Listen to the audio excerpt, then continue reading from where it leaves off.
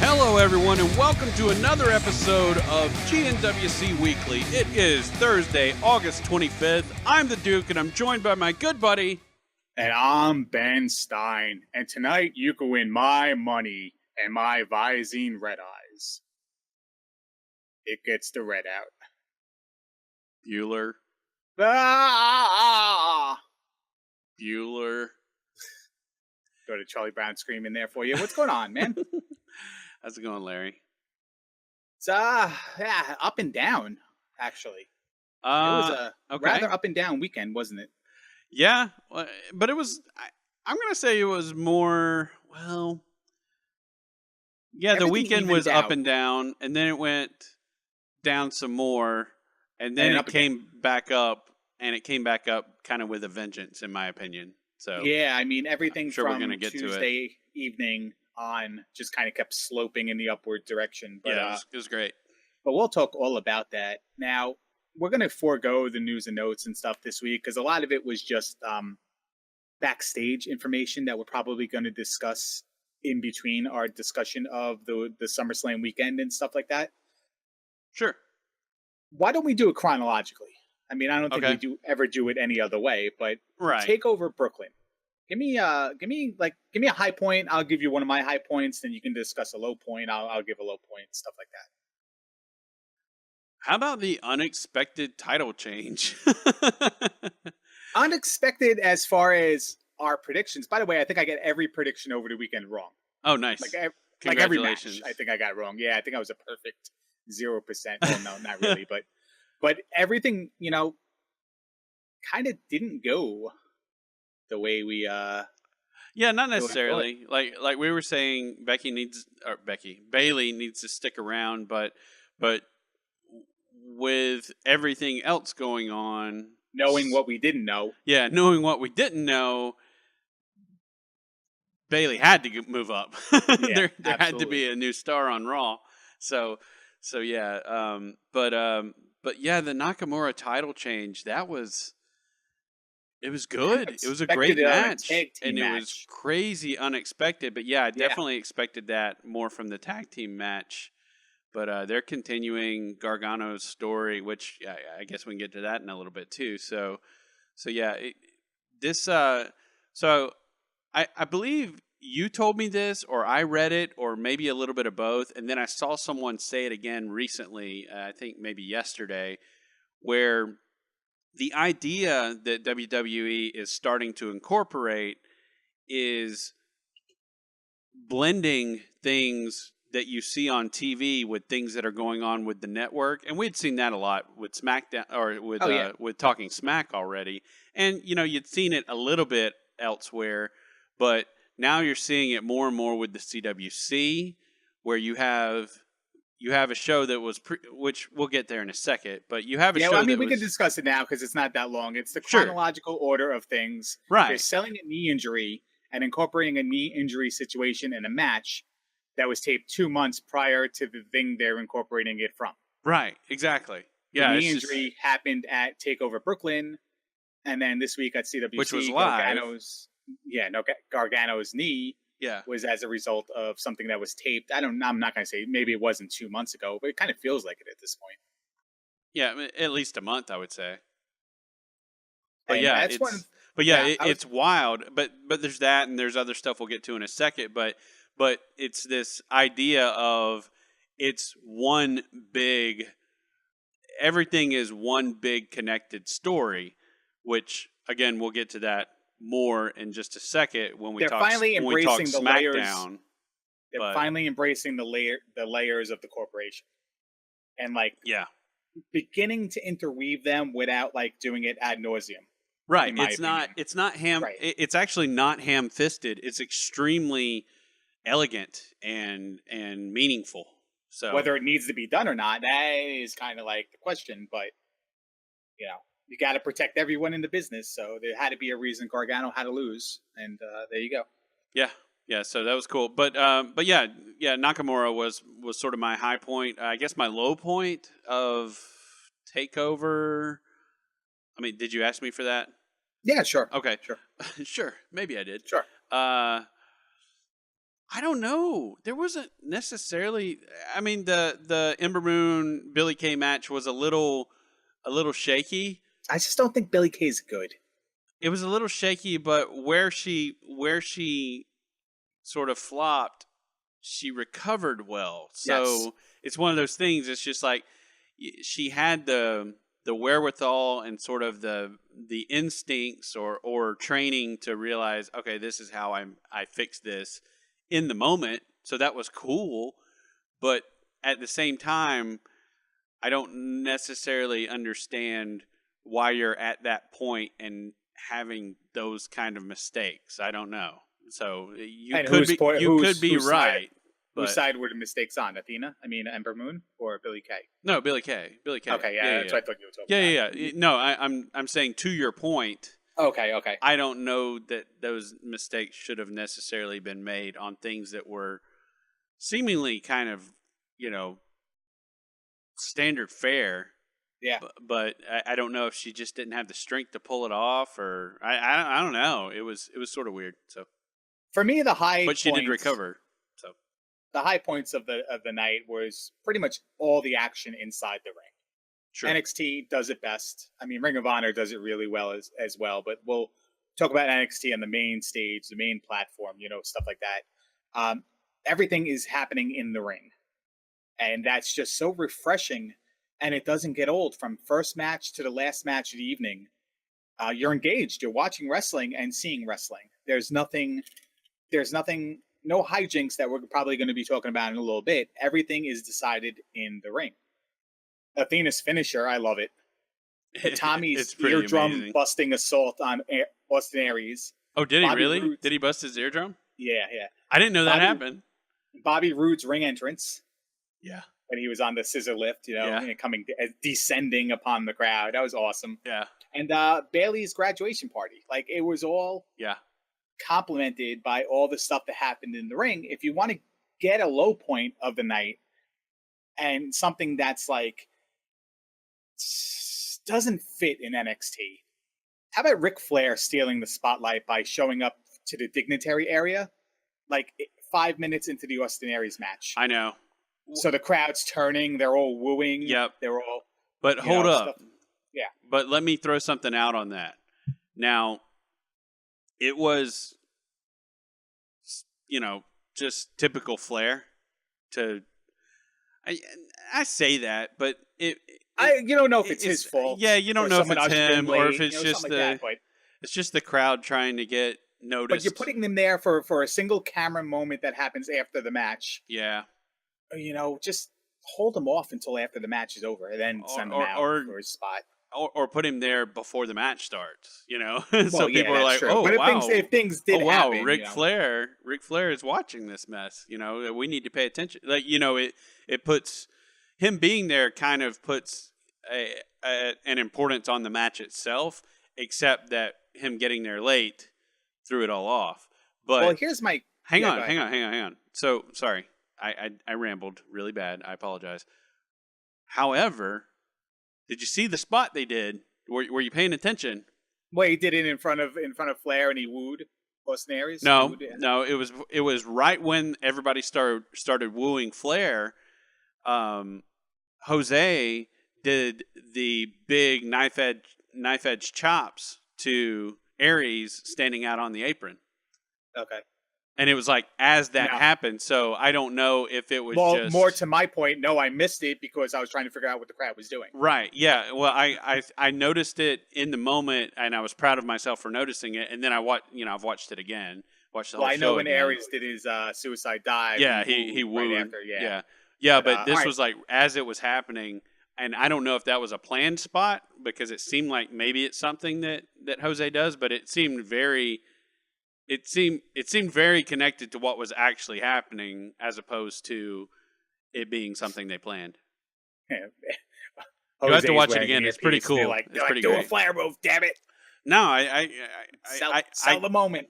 I feel like Aries could have called that, being like, "Hey, chop me on the outside." Could have just been regular chop. It could have been coincidental. He could have saw Flair. Well, they did it twice. Yeah. like immediately after everybody did the woo stuff. So anyway, go ahead. Go with Well, what you I were was going just with. going to say regarding the dignitaries that show up at ringside. I mean, for Bailey's match to have Sasha and Becky and even Charlotte separated from the two of them there made for a special moment. And I can't not think that they didn't want to be there anyway, or they wouldn't have had, they would want to be there for the moment anyway, her last match and stuff like that.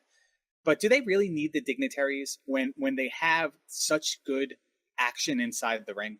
Do we need the celebrities, the legends, the current wrestlers? I mean, I get what you're saying, but I think it does. Like I was saying a while ago, it sort of puts their stamp of approval on any particular match. They're out there having for them 30 there. minutes and then they rotate. If they were there the whole night, I would agree. Well, I'm saying for the match, not for the match. But yeah. No, I get what you're saying. Yeah. And is it sort of non NXT to take away to sort of take away from what's happening in the ring? I don't know. I'm back and forth on disagreeing with you there, because I really think the girls ringside added a lot. Well, like to I said, the Bailey match. Like I said, that did work. Because you could always see them in the background when something was happening in the ring, right. And it added so much to it. So how stupid is it that they're just rotating the people in the same seats? No, they make it appear like they're there goofy. For the whole night. Yeah, and that is goofy. So I know there's a security thing with that, but it just seems like you could put people on like you can have a four corners or something like that. You can do other things like really rely on the fact that hey, your fans like the wrestling in the ring and they're into that. You don't really need to trot Ric Flair, who's not even under contract out, to sit ringside for stuff like that. But yeah. So overall, I mean, NXT, it's like I said, they do it best. And Takeover Brooklyn lived up to last year's hype, and like every takeover in between, it was just so good, man. Every match, it really was. It was really good. I mean, even the Ember Moon match was good. It just there were a lot of things that didn't go as planned, and I don't really put that on her. So but it's also a moment of history. It's Ember Moon's debut. Yeah, exactly. It's Billie Kay's first takeover match. That's true. So everything is special. Yeah, everything is special. And speaking of special, that Nakamura entrance. When have we ever seen wrestling fans quiet and attentive and cheering, and then eventually cheering a violinist? I never thought at 39 years old that I ever would have been engaged listening to somebody play violin in my life. By itself, standalone, not in a music piece or orchestra or whatever. That was good.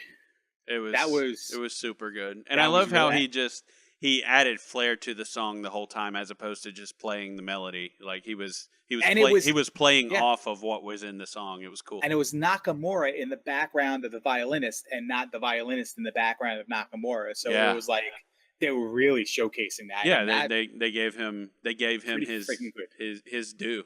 So and all the music they've been picking out for the shows have been just spot on. Yeah, of Mice and Men and Relentless was the song, and then they had the other two. I don't remember. Giants was another song. I don't know. They were all good. We Are Giants, yeah. And then there was just all good. What was it? The Serpent.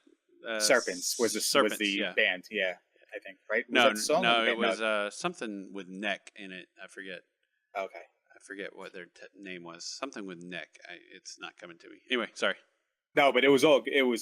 Yeah, it was great. It doesn't get old, and even the pre-show is nice and tight and condensed. And yeah, I've watched it. And then I've watched it twice, and I plan to watch it again. So yeah. And then you have the 6-hour mess that was SummerSlam. Yeah, it was tough to pick out good moments, because I think the bad moments just burned you out. And coming a day off of, we're wrestling fans of wrestling and stuff like that. I don't necessarily know if either one of us are into too soap opera-y stuff and stuff like that.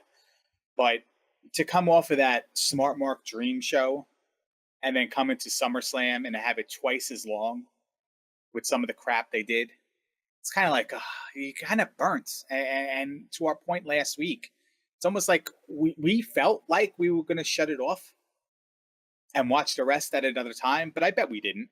I bet we struggled through the whole thing. No, I didn't. And I'm kind of glad I did, and not at the same time, because the ending was like, What did you do? You shut it off or didn't shut it no, off? I didn't. I kept watching, but Yeah, then okay, but that's then what I I was got saying. to the Yeah, end. Yeah.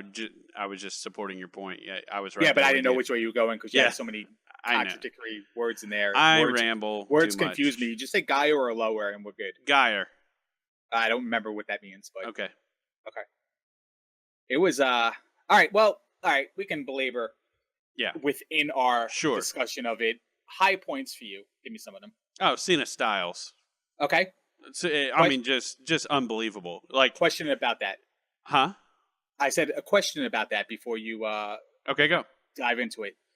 Did you notice near the end when they were doing the first set of false finishes that the crowd just had no overall reaction to it? Or is that just me? But then, like the second wave of false finishes, they were popping. It seemed like people, for some reason, were out of it, and I don't know Burnt. if.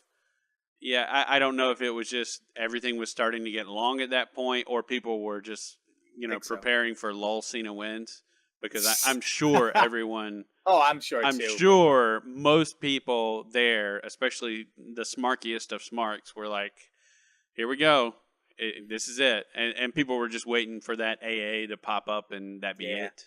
But they didn't react to AJ kicking out, and they didn't react to the Cena barely kicking out. It was really strange, and it was like a WrestleMania like moment back when like HBK I think was in the main event and had a like amazing match, and the crowd was just on their hands. It's just such a long day; everyone's just burnt out.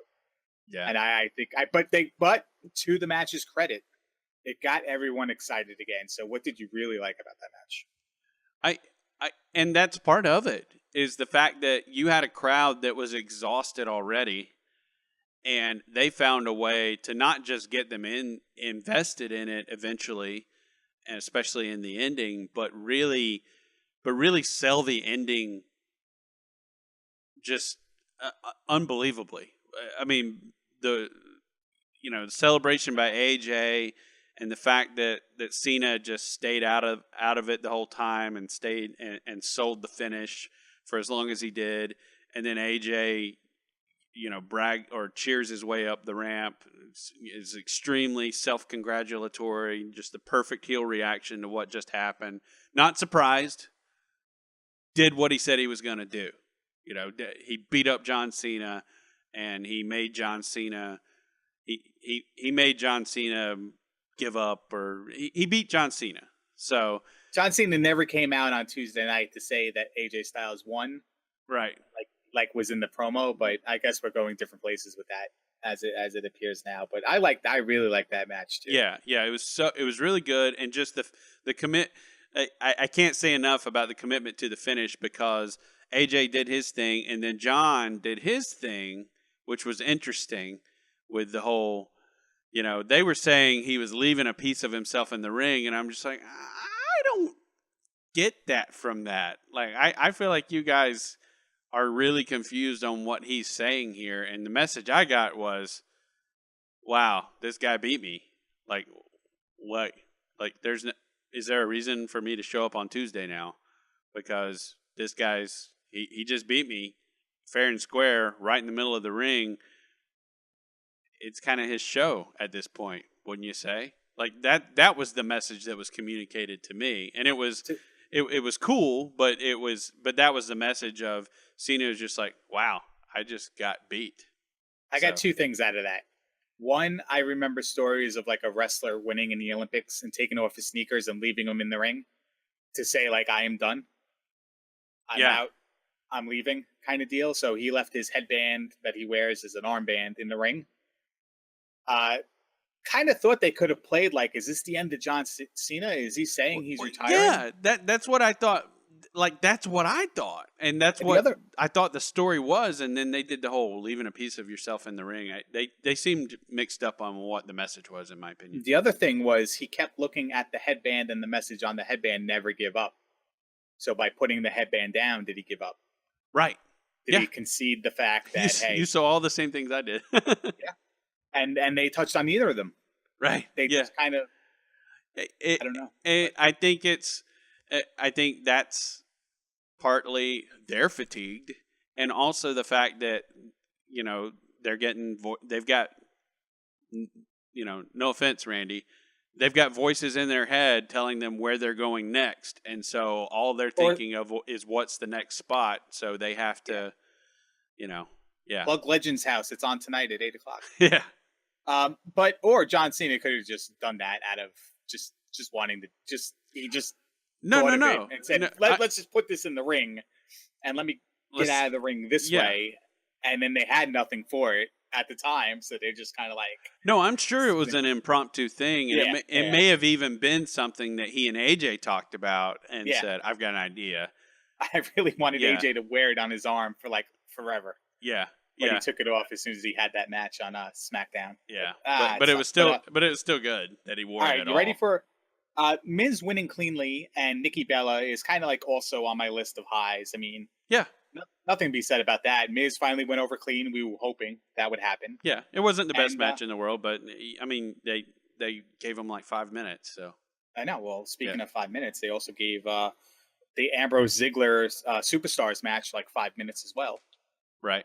It was a Superstars match with a main event quality finish of kick out on the zigzag and then right into a thing. What did you hate that match as much as me? I didn't necessarily hate it, but it was just kind of there. It wasn't a championship match, right?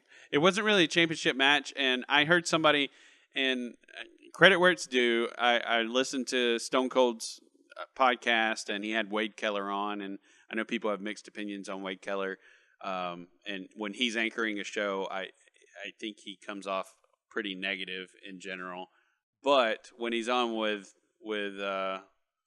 Stone Cold, I don't know if it's just he's starstruck or what. He comes across pretty positive and kind of seems like he pays attention to a lot of details that people miss. One thing that he pointed out about this particular match that was spot on, I think, and is probably why a lot of people hated it, was it didn't really put the end on the story they were telling.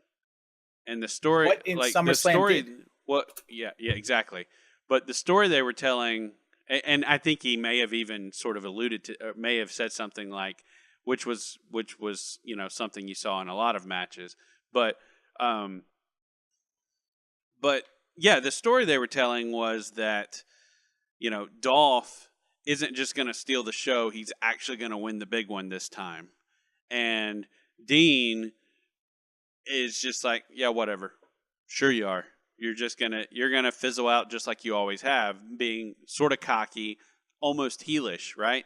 And he talked about how they at the beginning of the match they sort of had to be separated, right? Or before the match started, they had to be separated, and then then they ring the bell and they circle for 30 seconds instead of one of them like going at, like especially Ziggler, like just hammer down going after Ambrose and just amping it up right from the beginning. Instead of that, they just turned it into, some sort of like hyper traditional wrestling match, like super meticulous, super thought out, whatever, as opposed to it being as emotional as everything that had led up to that point. And I thought he made a really good point. So. Yeah, I mean, they're about to go at it, and all of a sudden they get separated, bell rings, and then they're not going at it. Right, Okay, exactly. Yeah. sure. All right. Let me give you some quick hits here on my low points. There's a few of them, and I'm going to keep them really short, like 2 words a piece almost. Okay. No Jericho mic time during the main show. Sasha Banks' bumps are just ridiculous, and she's not going to last. Dean versus Ziggler superstar match. No Roman Reigns versus Rusev match. Big E causing a DQ in the tag team title match. Agreed. Intentionally worked shoot with Brock Lesnar, and we're going to talk about that next. And stories that are coming out about how they planned and handled it and how they planned the match to begin with. and the continuing build of Lesnar to be a monster to just sit at home for months at a time and come back with no real end game purpose. 6 hours of wrestling is basically the bottom line on this. Your Before you heard any news, your first opinion of the Orton Lesnar finish. Um, to me, it seemed like a whole lot of blood for something that was totally 100% planned. It Right. seemed, and it could have been maybe that was the intent, but it looked like it went too far. And the fact that the refs and the ring announcer took what, 2, 3, 4 minutes to actually call it, further drove home that point to me that maybe this wasn't exactly how things were supposed to go. Now, from what I understand, the ref didn't necessarily know that's how it was supposed to end. Apparently, nobody knew except for the inner brass, and Randy Orton was told the day of. Right. And he was told that allegedly. that Lesnar can graze you, knows a spot where he can graze you with an elbow to bust you open, and we're just going to plan Lesnar to beat the snot out of you, and then you're just going to take it, and there's going to be a worked shoot finish to the point where not even the doctors know what to do. And the doctors kind of didn't know what to do. And now you have a guy pouring blood in the ring. I mean, it's like maybe it was all under control. It looked out of control. Do we need it? Well, it looked out of control in a way that, and to what you just said, the doctors didn't know what to do. Well, there's like 80 people. I'm exaggerating, but there's so many people running around there with earpieces. And you don't, and the commentary team was actually ringside, and you don't have anyone who can step over and say, "Hey, get in there." Yeah. Like you're just letting it go, and it looks like, whether he was or not, it looks like Randy is just completely out, like concussed, and you're not doing anything. Nobody's calling anything. I'm pretty sure the ring announcers actually. I remember a Justin Roberts interview where they actually do have an earpiece, or they did right before he left. They didn't always.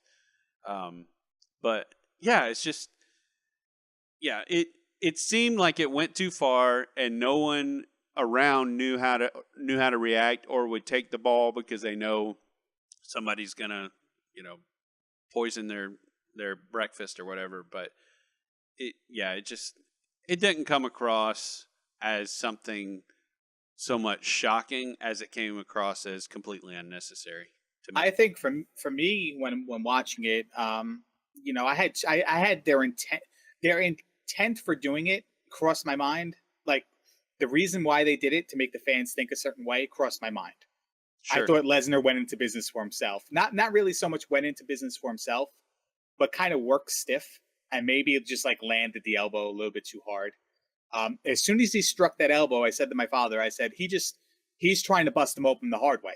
Because I remember in Mick Foley's book that there was a reference to Tommy punching Tommy Dreamer in the top of the head and trying to bust him open the hard way to make the match legit gory, whatever. Right. But I also said before that, I said Orton's not getting into Brock's suplexes. He's not getting up. Like he's like going dead on him. He's going limp. And the suplexes aren't nearly as nice as they normally look like, because Orton's just kind of like sandbagging him a little bit. So both of them mixed together, I thought, wow, maybe Orton pissed off Lesnar and Lesnar just got into him. Then I'm like, well, maybe they really tried to open him the hard way, and it was just too much, and they couldn't do the planned finish. So they sent Shane out there and give word to Lesnar to F5 Shane. And that's how they finished the night, because Orton was in no condition to continue. Yeah. Then you hear the stories about how it was planned and stuff like that, and I'm just like, I don't. It's your second biggest stage of them all. If you want to consider WrestleMania the biggest stage of all, they're playing this up like the second biggest stage of all.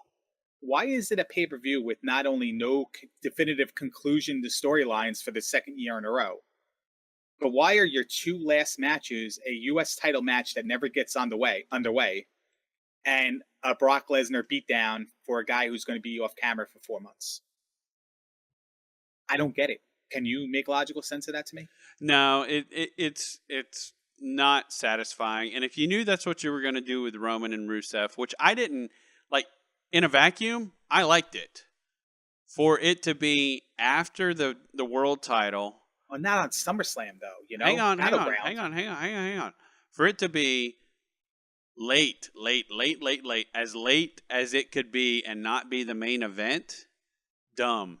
Do that. If you do that early in the show, fine. I don't think it matters at that point if you did it early in the show because it gives people time to go, oh, okay, because here's what I was watching. I was watching a thread of people talking that people were getting more and more and more and more pissed off that once again Roman is basically being pushed into the co-main event slot.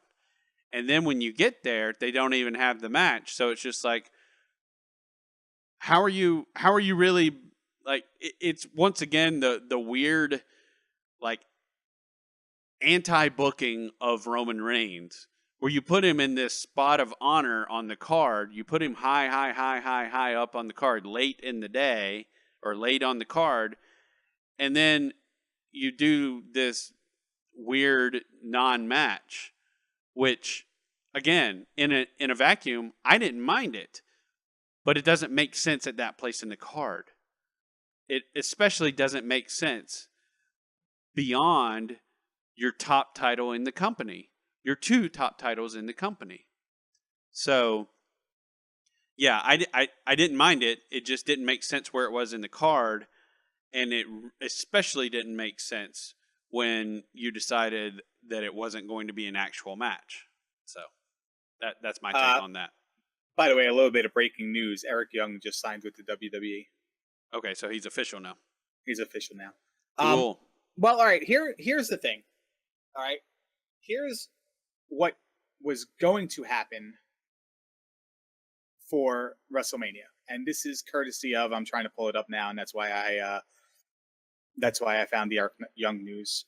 Wrestling Observer newsletter. So is that Meltzer? Yep, no, that's Meltzer. Oh, it is Meltzer? Okay. So courtesy of Meltzer. Here's what the original plans were as per the Wrestling Observer. WWE planned to feature Baron Corbin versus Kalisto on the SummerSlam card, but there was no time with 13 matches already announced. Okay, that was tidbit number one.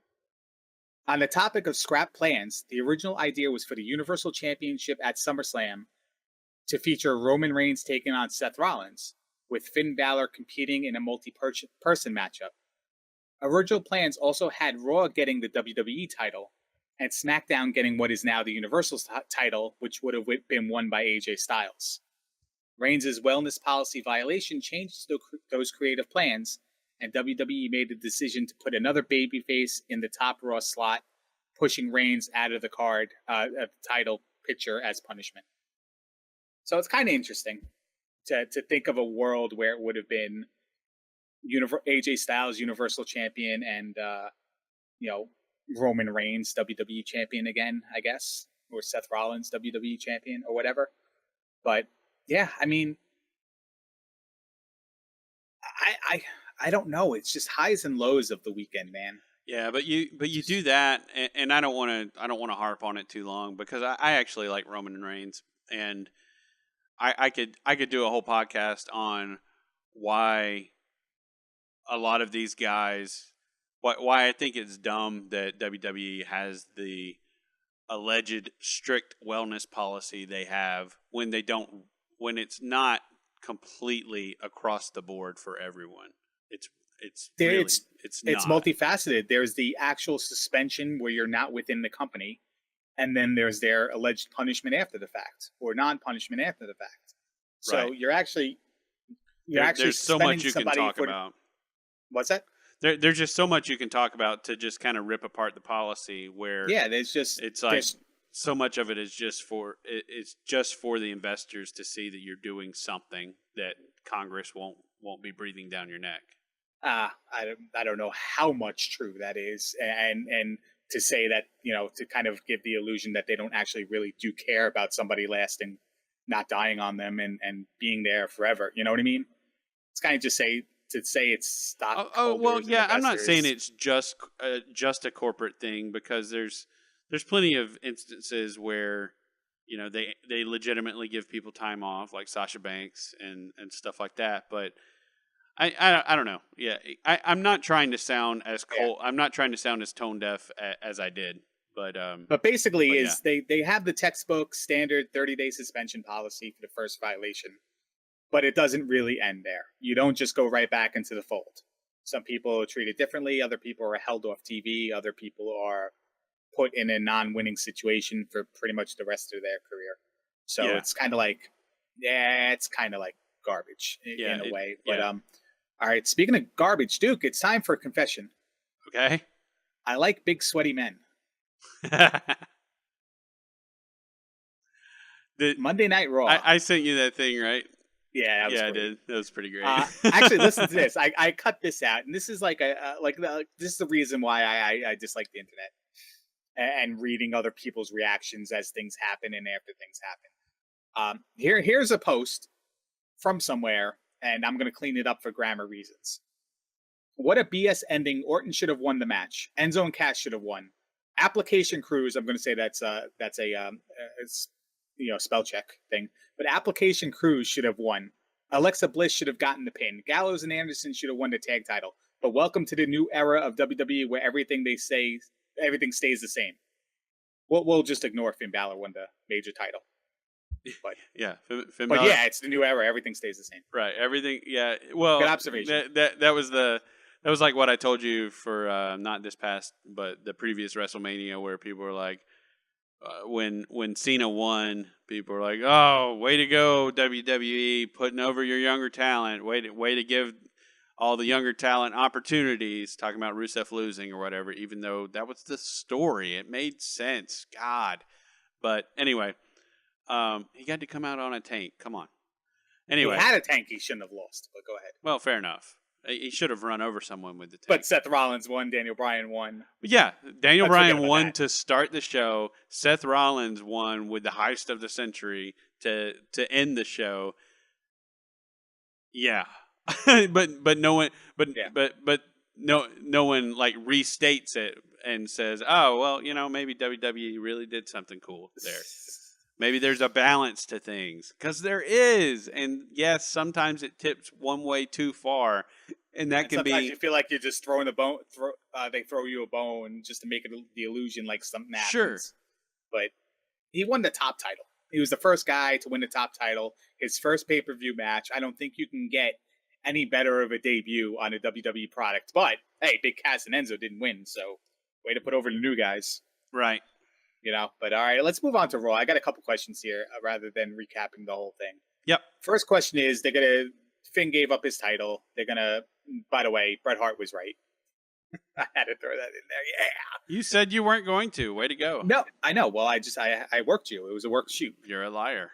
I am a liar, but how about this now? Seth has injured the face of WWE and John Cena, the face of NXT, literally Finn Balor, the face. And the face of WCW in Sting. I think AJ Styles has to watch his back being the face of TNA, but that's just me. I'll have to send you a cartoon I saw earlier. It's pretty great. Okay. So he gave up the title, and they did a bunch of matches, and they have a fatal 4-way match for this coming Raw, I believe. I don't know. I was confused at different points in the night how they were actually going to do this. But I believe it's for this Monday night on Raw. Seth Rollins versus Kevin Owens versus Big Cass versus Roman Reigns. Who's going to win and why? Oh, I don't know. I know people are rightfully worried that it's either going to be Rollins or Reigns, and either one of those are worth worrying about. But they're comfortable champions, though. Yeah, they're proven champions. They're safe champions. You know what you're getting because you've already had them there to begin with. Being that Balor was the new guy. But you don't.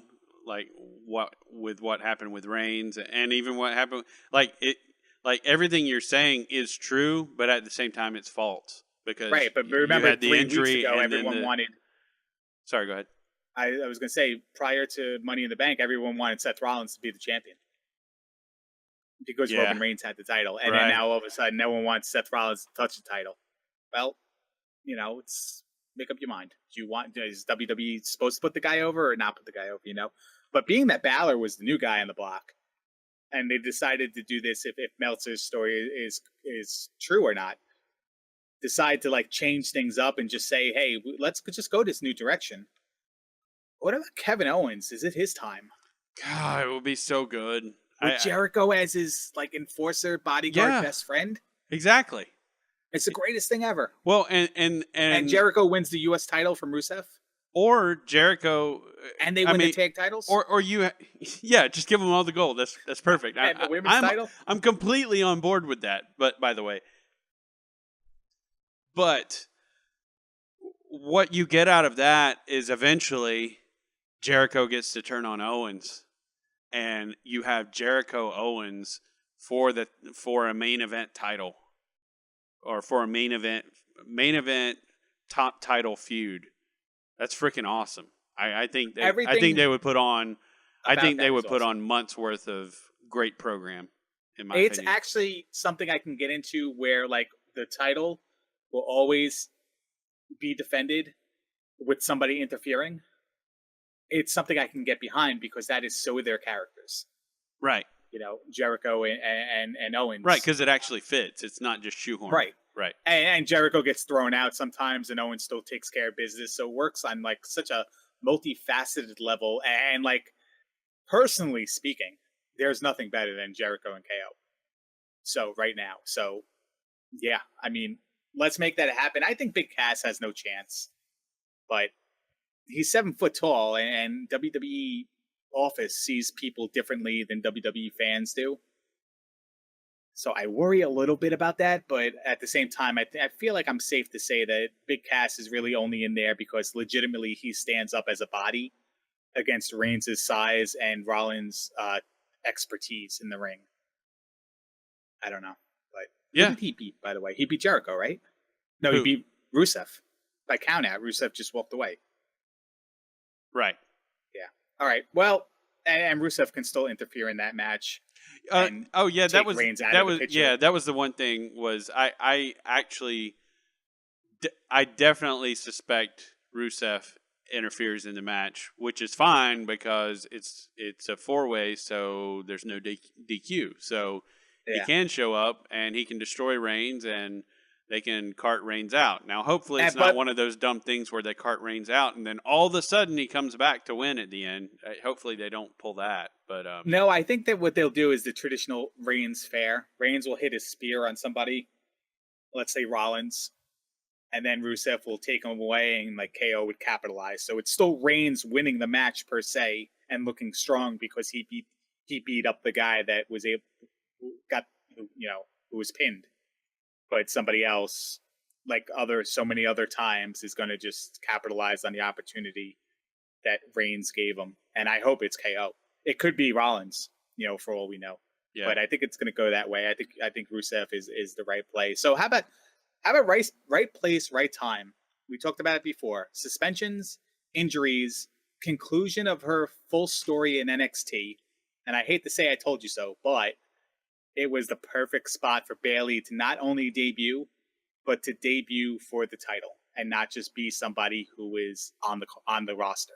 Yeah, I mean, they've got 6 people. So, and Charlotte, there's 6 girls.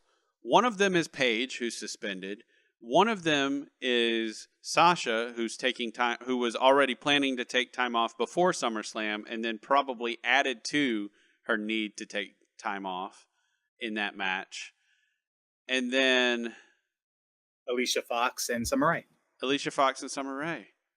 And then the 2 who were already in the ring. Like who's going to feud with Charlotte out of Alicia Fox, Summer Rae, and Dana Brooke? And if Bayley debuts in April, it butterfly effect, and all that. Yeah. What was her position in a non-split roster debuting in April with Charlotte and Natalya fighting for like 4 months together? Yeah, she would have just been It would have been her versus Emma, or if or Emma was even something. hurt, somebody on It Superstars would have and been, main yeah, event. And yeah. that's it. Superstars and main event. That's where she would have been. And possibly when Sasha comes back, her tag team partner or somebody who escorts her to the ring, and never be in this. We still may have gotten here. It may have been, we still may have gotten here. Things might have been different, but NXT was better for it. And her career so far in the main roster is probably better for it as well. So yeah, and how so lots fitting of good is stuff it? there. How fitting is it on a people have made the comparison that Bayley is she's the female John Cena because of how much kids get behind her, right? And how fitting is it that in a week where we don't have John Cena on TV, after the weekend event, so post weekend we don't have John Cena on TV and Bayley debuts on the main roster. Yeah, and like and permanently, the passing I of the should torch. say. Yeah, Baylor has to leave. Bayley comes in. Yeah, yeah. It's pretty. I don't know. Like I hate all the things that happened around it, like the injuries and everything like that. Absolutely. But man, I don't want him injured. Yeah, yeah. Nobody wants that. But man, talk about unbelievable timing, and talk about them needing her possibly more than they've ever needed any one person ever. Right. Yeah. Yeah, absolutely. Yeah. I agree. And how about the surprise of the Dudley Boys retiring? And it just actually seemingly just being a retirement. Yeah, because reportedly they signed a 1-year deal a couple weeks ago, or agreed to a 1-year deal, but they never signed it. And then they just basically parted ways, and then did the traditional send off where they beat up the Shining Stars, did their thing, and then allowed the club to beat them up, so that if they ever do come back, there is a seemingly storyline they can plug them into. But at the same time, it puts over the club as just heels. Heels do what heels do, and there you go. Yeah, so and it good kind on of them for doing that. But WWE had nothing for them. Yeah. Like, to take another year where all you're going to do is be on like every other Raw and pre-shows, yeah, for no storyline. I mean, I know it's more, it's a nice job to have when you're a wrestler, because that's what you want to do, and it's nice to have the payday for a year, be employed for a year. So I don't know if that's had too much to do with it, because you do what's asked of you, and I don't know how many. I think fans take it more hard than some of the wrestlers do. But if something is not going for you, no direction, nothing's going for you, and you really just on call if you're going to be used or not, it's gotta suck. So I wonder if that had something to do with to play into it, and I wonder if they have something else on the table, or they're just going to just go away and do their school in Florida, and then that's it. But we'll see with that. Yeah, Braun Strowman. Are we done with Braun Strowman just being a monster? Can we see him fight normal people yet, or you still want to see the beatdowns? I like big, sweaty men. That's the best part of it. That was the best part of the weekend, by the way. And actually, no, we're going to come to the best part of the weekend in a little bit. Yep. So, yeah, we had more stuff. I mean, New Day, whatever, Darren Young, Titus O'Neil, they're better as a tag team. They flop as singles competitors or against each other. We've done this before. It was done 3 years ago. And then that's it. But how about them SmackDown titles, though? Yeah. They look good. Yeah, I mean, they're just color shifts, but they shifted them the right way. But you kind of have to have the color shift, and I would be upset if they didn't have the color shift. But I would love like matching titles, and that's basically what they did. It's just in a different flavor. Yeah, and what's funny is when you think about it from an Olympic standpoint, the SmackDown tag titles are more valuable than the Raw tag titles. because Raw is bronze, yeah, exactly. Yeah, but I mean, just so I can't wait till we see that first place tag title. That's going to be great. Oh, I guess that's NXT. It's cool. That is NXT. Clink me. Clink me. First champions. Predictions. Go. I mean, it totally makes sense within the scope of the new era thing. It totally makes sense for it to be American Alpha, unless, speaking of Clink me, unless that eighth team that they put in the mix ends up being a Revival call-up. Do you want to know what my first champion list consists of for the tag team title? One, the Usos. Two, whoever the hell the eighth team is. Yeah, there you go. that's what it is. I don't think America. I think American Alpha is would represent the tag team division in a major way as champions. I just don't think initially they'll be champion. I think they're going to have the chase. Well, with what we saw on NXT, that was the excitement of American Alpha, and to be fair, right? Exactly. To be fair, they got caught up shortly after. No, they were good champions too. Their first awesome. Their first pay-per-view defense or their first event defense where they lost it, but they were getting called up, so they kind of had to get the titles off of them, so on and so forth, whatever. But because I can see how that's a mess, calling up guys who are the actual champions, even though I just called for it a while ago, but they've done it before. They've done it with Paige. They've done it with well, Seth. Yeah, but tag champs, it's a little different because it's two people. You know, it is. Owens is another one, but two people. Yeah, American American Alpha's chase, not only the chase, because before they were even in the title picture, just their development as a team together. Sure. And I really think London did a tremendous job getting American Alpha over enough for everybody to get on board with them. Because I think it was the London trip last year that really got people into American Alpha. Yeah. The social media stuff of fan cams where the crowd's just chanting at them for like 20 minutes. I mean, it was just amazing stuff. But women's champion, who is it? It's got to be Becky. I mean, come on. It's got to be. Come on, son. Gimmick infringement. But it's got to be Becky. I mean, it's just got to be Becky. Like, we don't need a chase story with Becky. Becky needs to be put. I mean, holy crap! Did you hear the crowd? Becky needs the respect now, not the chase. She needs the respect now. She needs she finally needs a reason for everybody beating her up instead of people just randomly turning on her every time she gets a friend in WWE. How good was Carmella's heel turn? It's fantastic. Everything about SmackDown was fantastic. Yeah, I mean, Bray Wyatt even intercepting Randy Orton, which they telegraphed previously. So everything's cohesive. There's all this. That's SmackDown. Everything's cohesive, and it bleeds over into the real life stuff, like with Talking Smack and everything like that. Can I ask you a question? Yeah.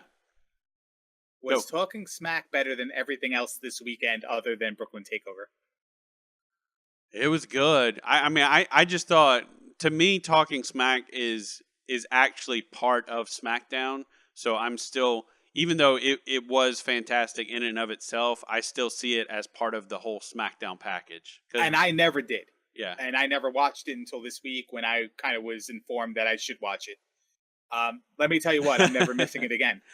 Yeah, I'm glad someone made that recommendation to you because I wanted to watch about The Miz this go week. Nuts. Yeah, and I could do nothing but maybe stand up and applaud The Miz. Yeah, after he yelled. And by the way, what's your take on that? Obviously worked, right? Yeah, it is. I suspect they do a hell of a job with the work shoot on that show, though, and I don't know how much I like that being a trend, but. It's not cartoony, let's say, so it's good. Well, what's weird about Talking Smack, and I'm not saying good, bad, or indifferent. Well, it's good for me.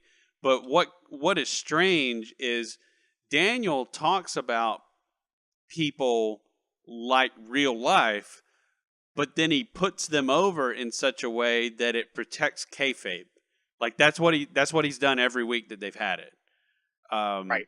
He talks about when there was the whole Dean Ambrose Stone Cold interview thing where everybody was just like, God, Ambrose was terrible and blah blah blah blah blah.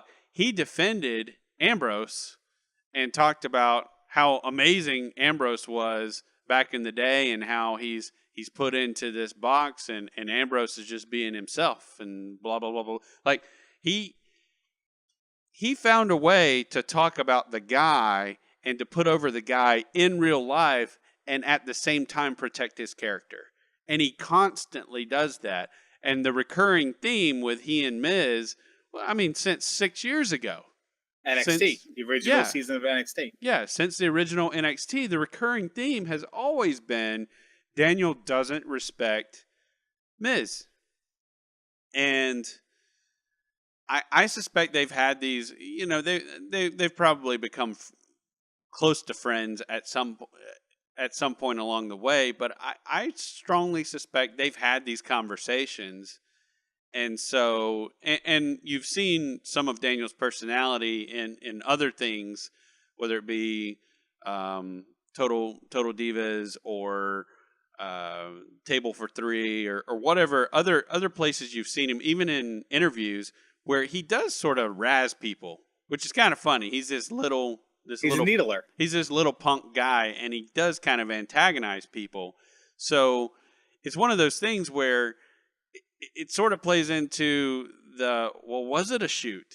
Because because that guy, and I've been the guy on Miz's end who finally has just had a belly full of somebody constantly digging over and over and over and just digging at the same thing over and over and over and over.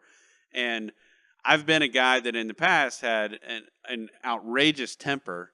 And so I've been the guy on Miz's end who finally just says enough and gets in somebody's face about something. But I've also been on the other end because I'm super sarcastic. So I kind of wanted it yeah. to be a shoot, honestly. Yeah. Because I kind of wanted to be like, God damn it, Miz. I respect you now.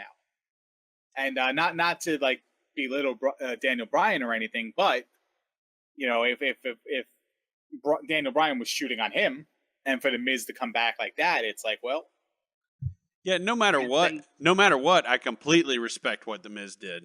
Whether it was great. Whether it was he acted almost literally his face off, or it was a shoot, or it was a worked shoot, or it was a shot work, or whatever. Whatever it was. I read nothing after the fact that would elude me to say it was a shoot. Yeah, but nothing confirmed it was a work. But it's just in content. But nothing ever verifies everything in the WWE is a work. It only verifies it when it's a shoot. You know what I mean? Yeah, exactly. So it's like, Rusev walked out of the match. By the way, that was a work, not a shoot. Oh, okay. Thank you for explaining that. Yeah, thanks. I didn't know. It blurred the lines and it made me a fan. It was still real to me. God, from Carmella attacking Nikki and the Usos breaking them up to the Usos talk, and Usos talking real talk too. Yeah, well, and that's why do the fans hate you? Probably because of Roman Reigns. Okay? Yeah, that was amazing. There you go. You're saying what we're all thinking, and you're just confirming it. Well, and it's one of those things where they still protected Roman's character because they weren't saying anything bad about him. They were just saying the fans boo Roman Reigns, so they booed us. Yeah.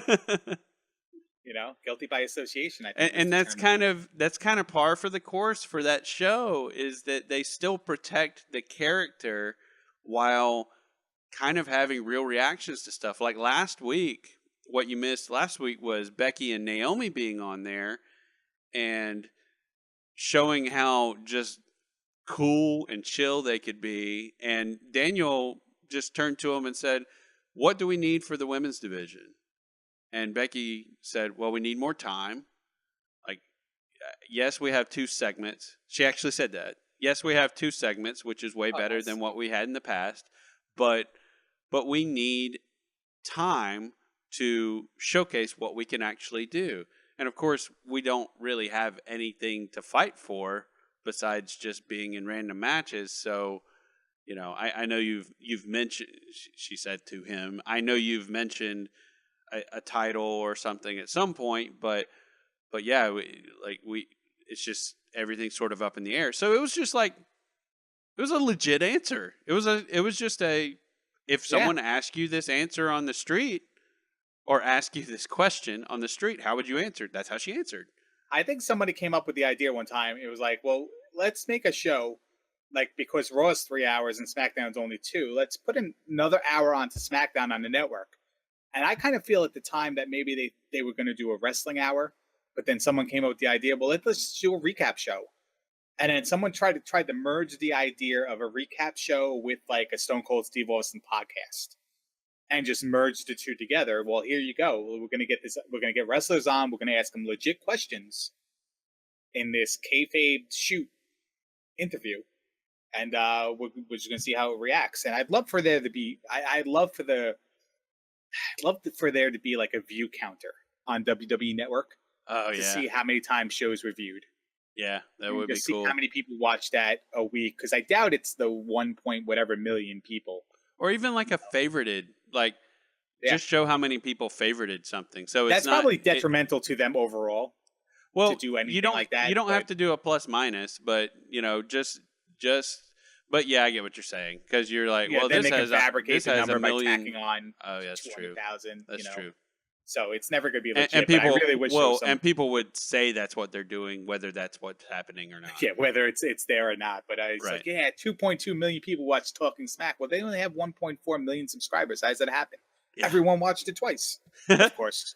And they But favorited every time. or if you're like me, you have to restart every show you start on the Roku like 5 times because I keep getting disconnected. Then Oh yeah, that sucks. I'm having a problem. I'm having a problem recently, but Weird. yeah.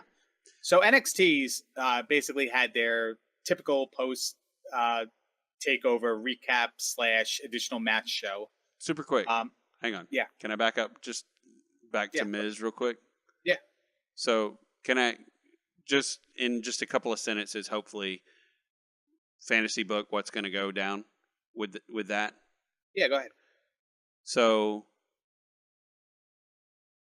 they have some sort of conversation. Brian and Miz have some sort of conversation for the camera, whether it be they sit down in a room together or whatever they do, or they do it on the show, and Brian is going to say, "All right, you want me to respect you? Then you put that title on the line every single week, and you don't get help from anybody. You win the match over and over and over again. And If someone cheats on your behalf, you lose the title. yeah, and either you earn my respect or you lose the title. Either way, I win, and the title. Either way, it's good for me and it's good for the title." And what happens is Miz starts having these matches begrudgingly, but he just keeps winning. He just keeps winning. And then to spite Daniel, he starts using some of Daniel's moveset. Like maybe starts ending things, like he'll do a skull crushing finale, and then he'll pop a yes lock on somebody. That'd be awesome. And so eventually Miz starts becoming this hybrid of Miz and Daniel Bryan, where now Miz has a broader move set, and it's not anything like necessarily death defying, but he's adding more mat based combat or mat based offense with holds and stuff like that. Maybe he does the running knee, he and it all culminates with not it doesn't necessarily have to be a true face turn for Miz, but it culminates with Miz becoming a more well-rounded performer, and you see him in the ring every week just winning over everyone. And then maybe at the end he ends up putting Brian in a yes lock or something so he can go back to being the true heel that he's kind of been the only one of for a very long time. So if there's no Daniel Bryan Miz confrontation, then it was kind of dumb to do what they did. right. Daniel Bryan can't wrestle, but he can if he goes somewhere else. That was kind of the best part of the whole discussion. Yeah. Was Miz saying that and Daniel saying, I can go, I can only not wrestle here, or whatever he said. Well, he said, I would, but they won't let me. I would, but they won't let me. Quit! Yeah. If you love this business so much, go to Then your bingo quit. halls. Go to your bingo halls. That was really good. I really love that. Yeah, but I that's my fantasy booking for where this goes. Is 10-9 that SmackDown? you never have to. Oh yeah, absolutely. Maybe even 10-8. But 10-8? Okay. Yeah, I would call 10-8 for me. I got 10-9 because Raw was okay. They did the best they could do with the title situation, and they gave us 4 respectful matches. So yeah, but yeah, and debut Bailey. So yeah, okay, fair enough. 10-9, you're right. Can I convince you for 10-10? Can I keep going? No, 10-9. SmackDown easily won, especially when you add Talking Smack. SmackDown wins the month unless it goes like 10-6, unless they get deducted like 4 points for Eva Marie nonsense. Yeah, Eva Marie comes out and just stands in the middle of the ring for 2 hours. Every segment's Eva Marie, then we'll just and she doesn't talk. Points. She doesn't even ask for a mic. She just keeps posing. And occasionally you hear the announcer saying, Eva Marie desires your affection. And that's all that's all that happens. They should bring back like the has left the building thing where they should just in the middle of the show, ladies and gentlemen, Eva Marie has left the building. That would be amazing. That's actually a good idea. So anyway, but that's my fantasy booking for Miz. Okay. So. Cool. I like it. I really like it. It's a way that they can still be confrontational without Daniel ever having to get in the ring, but then Daniel sort of gets in the ring by Miz doing some of his moves. The problem with doing stuff on Talking Smack is that they have to dedicate like 20 minutes of SmackDown to recapping Talking Smack so people know what's going on. How about the best part of SummerSlam before we move on to NXT, CWC real quick to end the show? Okay. Best part of SummerSlam, Corey Graves going, are we going to just ignore the fact that Big E just drank formaldehyde? That was fantastic. Corey Graves was a huge part of. I liked a lot of things he had to say. I like when he attacks. By the way, the worst part of SummerSlam is when Mauro Ranallo's trying to call moves like the Hiroshi Goroshi, whatever, and JBL's yelling at the top of the lungs, "He just did John Cena's move." And then Mauro was like, that was actually he just did John Cena's move to him. What a slap in the face. Like, okay, first of all, it's not the move. It wasn't. It was not an AA. Second of all, stop stepping on the respectable announcer's lines. You have your places to butt in and whatever. I actually used to like JBL. Yeah, that was really his only... That was probably his worst. That was his worst moment. He was fairly... He was better than he has been recently. They were I would okay. say. I mean, Byron and Otunga, you still don't notice them when they're around, but yeah. And Otunga as like a face commentator is kind of weird. I don't know why. I don't know why I can't accept that, but I can't. But the whole mixing was Otunga ever a face? I don't think he ever was. I mean, so why make him a face commentator? And like even on the pre-show for a while, he was sort of the heel. And Corey was kind of like the tweener, and then you have the straight man in Stanford. I think they were all tweeners. yeah, I guess it was weird because you get their predictions, and sometimes they're both picking the face, and sometimes they're both picking the heel. It's like, well, Bobby Heenan never would have done that. Stuff like that. All right, NXT had its typical post NXT takeover recap plus additional matches kind of show, like I said before. But is something brewing here? Ooh. Do we have an elevation of the Perfect 10? And if so, what heights can he reach? I don't know. I don't know if is he only going to be over in Brooklyn, and every Brooklyn show he's going to come out, and that's about it? But he's over at Full Sail. He's over in London. He's over everywhere. But you decided. I feel once again, and I feel like this was actually. It could have gone the same way with Brooklyn this year, but I feel like they cleaned it up a little bit. The problem with Ty was you had to get him off TV because everyone was cheering him when you tried to debut a new babyface in Cien. And then you put Cien in a match with Bobby Roode, who is the heel everyone's going to cheer for, and then you have this ridiculous theme song and this ridiculous entrance for him, and Cien comes out dressed like Super Mario with Bobby this chill theme. Like, why didn't you have Cien come out first? Like, why would you not have him come out first? But anyway, so Cien is just, man, they're fighting they are making him fight an uphill battle, but I feel like he actually earned a lot of people's respect in that match with his charisma was off the charts. Well, that's what NXT does. Yeah. They showcase the people in the ring, and they don't need to, well, they do, but they've done it, but they don't really need to make the finish, make the outcome cater to putting over the guy who's losing. Because the whole match does that. So you can have a legitimate finish. You don't need a roll-up all the time or some sort of weird finish.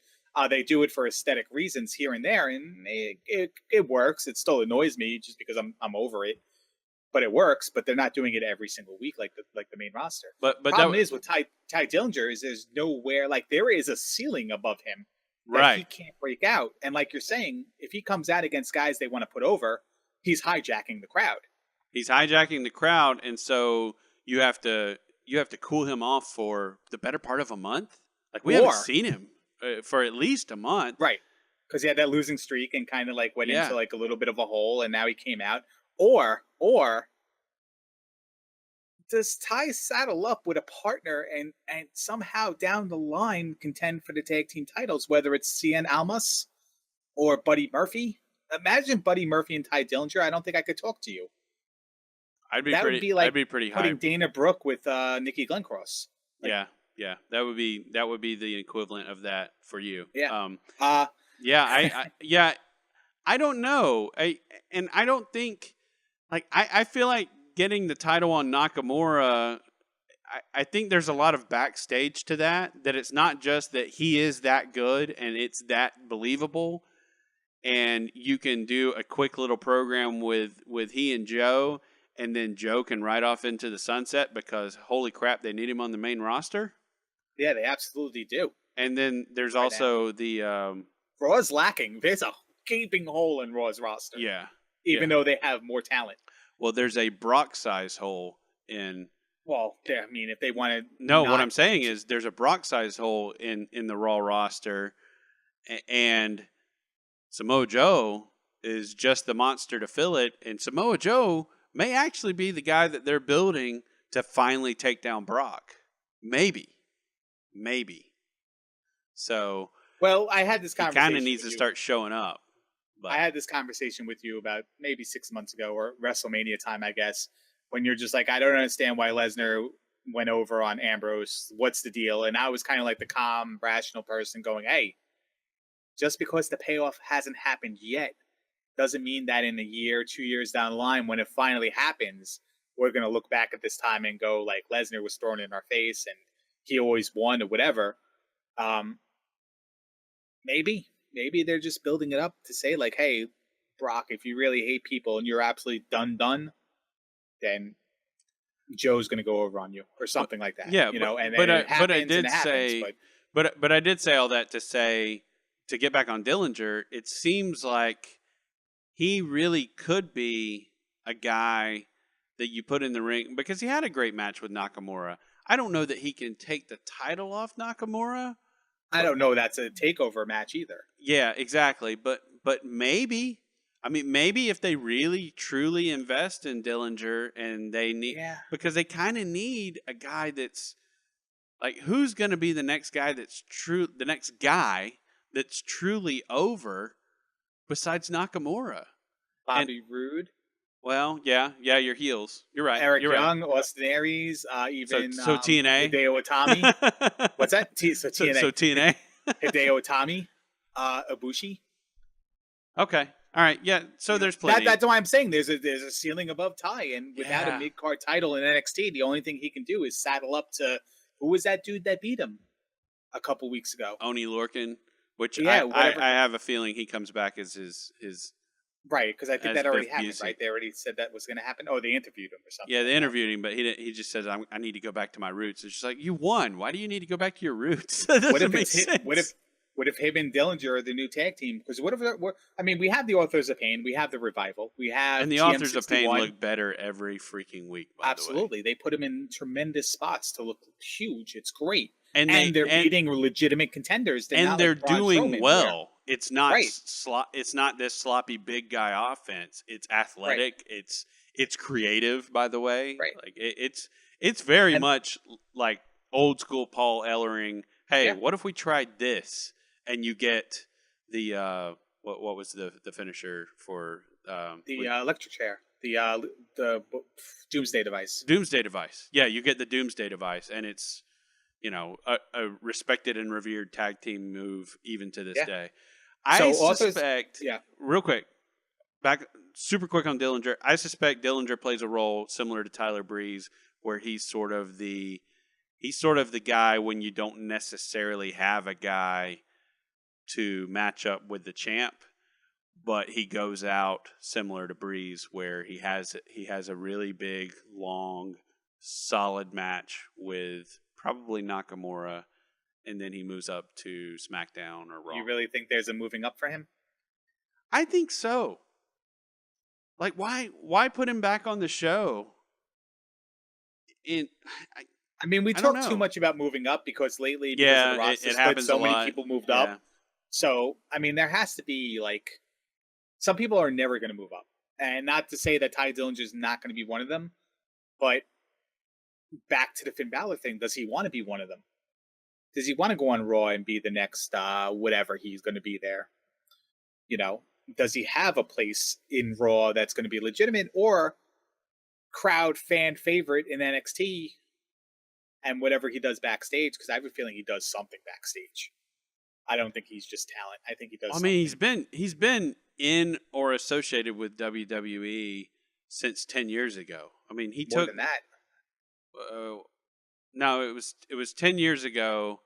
When was FCW? I guess that was 10 years ago. Okay. No, but before that, it was 10 years ago that he took a super kick from Shawn Michaels backstage. What was he like? Just he was one of the guys in that segment. Backstage he was one of the guys in that segment where Shawn just started super kicking everybody walking down the hall. He was the first. He was the first or second guy that got super. But kicked. He didn't necessarily need to be employed like by that at that time either. Because I mean, he was probably a quote unquote local guy, or somebody else guy has a who story was trying like to that break in. Recently, that came up where they actually worked for WWE back in the day as somebody who was destroyed by somebody else, and then now they're working with them full time. I forget what the story was. It came up recently too. It was actually on a show on maybe the WWE Network or something. Or Tony Nese, right?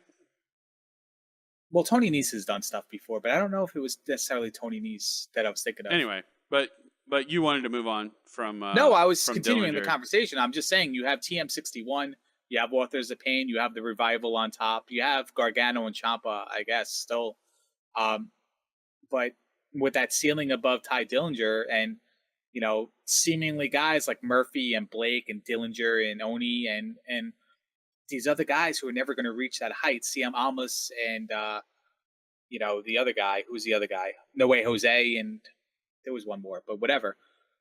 They're all great talent, and they're going to fill their roles, but I think Dillinger's over enough to grab a partner.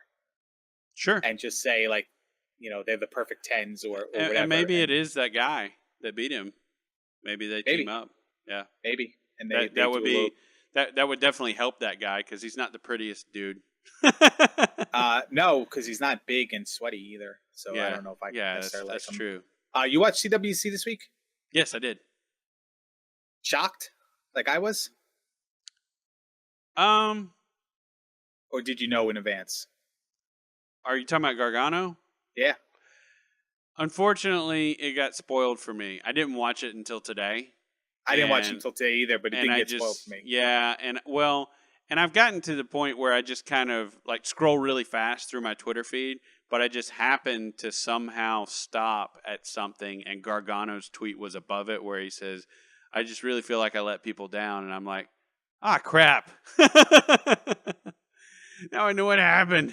So yeah, it was kind of spoiled for me, but I loved the cohesion of it all. That, like what we talked about at the beginning of the show, that he nursed an injury in his CWC match, or they connected the finish in his CWC match to the finish of the tag championship match at TakeOver.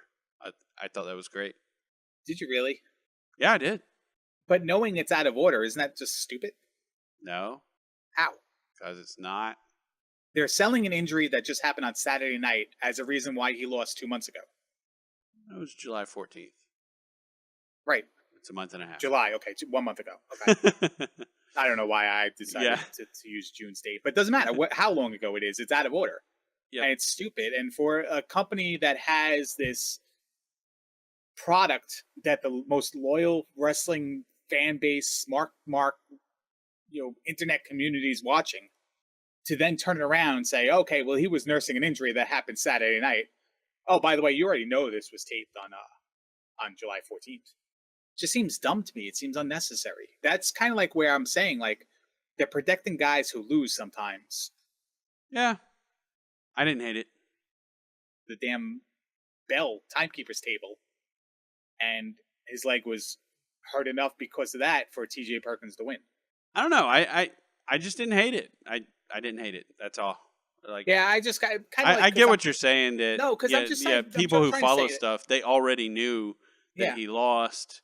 Well, the main roster beats it on you that you're made to feel stupid at times, and that's just how wrestling is. So then you have this like legitimate tournament that is catered to the people who don't want to feel stupid, made to feel stupid, and actually just enjoy the product.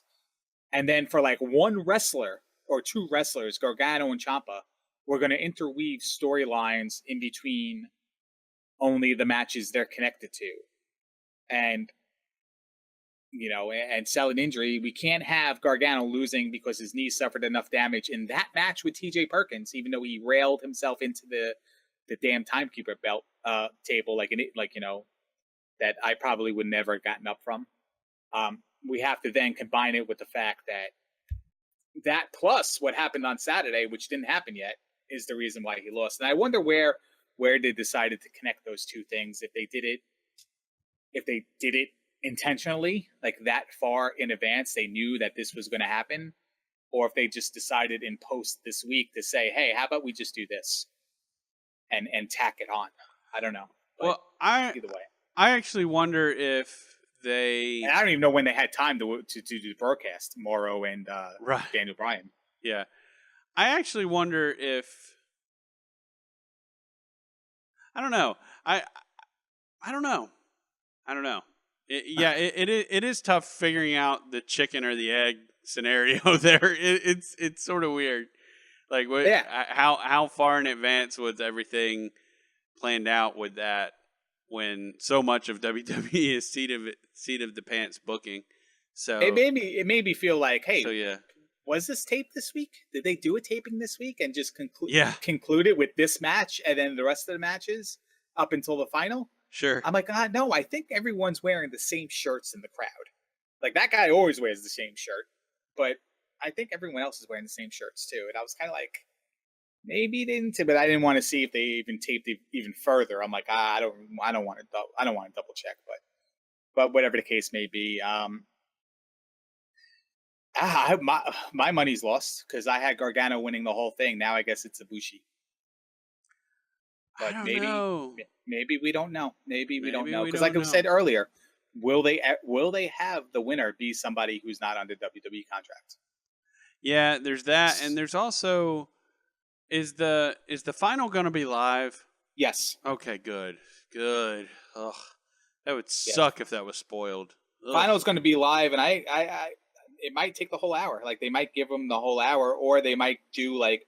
And this is what I was worried about initially too. Like, if they do grudge matches, if they have somebody like interfere in a match and cause somebody a thing, and they do a grudge match on that show as well. But they might just highlight other talent and just put them in like a Ring of Honor style spot match. So you don't think it's going to be the Brian Kendrick? Well, that was my concern because if you watch the whole bracketology show, they only spotlighted like 7 people, and all but Gargano was still alive. So, well, I guess Tajiri too, but yeah. No, because Brian Kendrick has a path in his bracket where he's going to be fighting Ibushi, I think, before the final, right? Yeah, I think that's his next match, isn't it? Oh, is it? I thought. Okay, I'm sorry. I forget. I have to look it up, but I thought it was TJ Perkins Ibushi, but I'm probably wrong. No, I think TJ Perkins and Rich Swann. You're right. You're right on that. The dancers. Yes. The dancers facing each other. So, the Rich Swann match with the dancing was funny. Yeah, that was funny. That was cool. And I really hope Lince sticks around. I think he's good enough to stick around, and he's a Hispanic guy who speaks excellent English, which is a good thing for WWE, in my opinion. So yeah, they seemingly only tend to employ one of them though. Yeah, you're not wrong. So. Japanese people too, but at least they're breaking the mold on that. Yeah. But if it can happen anywhere, it can happen in NXT. So. Yeah, I guess so. All right, final question time. Who are your favorite all-time American Gladiators? Good morning, good afternoon, good evening, whatever it is for you. I'm the Duke, he's the Larry, and I'm done. You got anything? Arrgh!